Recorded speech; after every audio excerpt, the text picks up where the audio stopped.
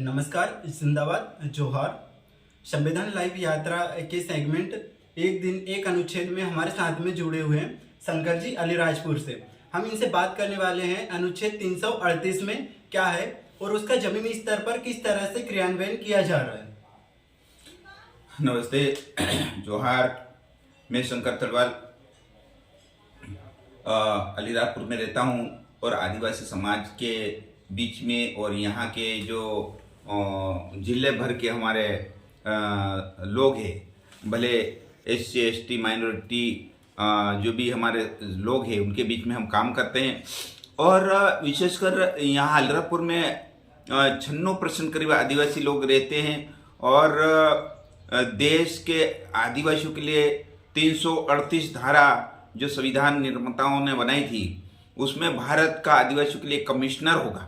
और ये कमिश्नर ये होगा कि आदिवासियों के संविधान में जो जो अधिकार दिए गए, जितने जो भूमि से संबंधित है या जल जंगल जमीन और उनके आरक्षण से संबंधित है, उन अधिकारों का सही अमलीकरण या उन लोगों को लाभ मिल रहा नहीं मिल रहा, ये अध्ययन करने, उनका निरीक्षण करने, उसकी जांच पड़ताल करके रिपोर्ट राष्ट्रपति को देने के लिए भारत का एक कमिश्नर नियुक्त करने का निर्देश है।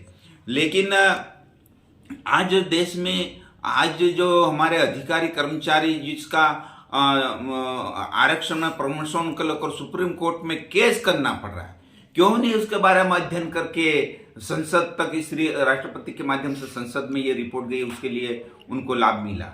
आज बहुत सारे हमारे अधिकारी कर्मचारी उनको आरक्षण में प्रमोशन का लाभ नहीं मिला और जनसंख्या आदिवासियों के अनुपात में वो आरक्षण का लाभ मिलना चाहिए। और जो आदिवासी की जमीन गैर आदिवासी नहीं खरीद सकता, ये केंद्रीय कानून है।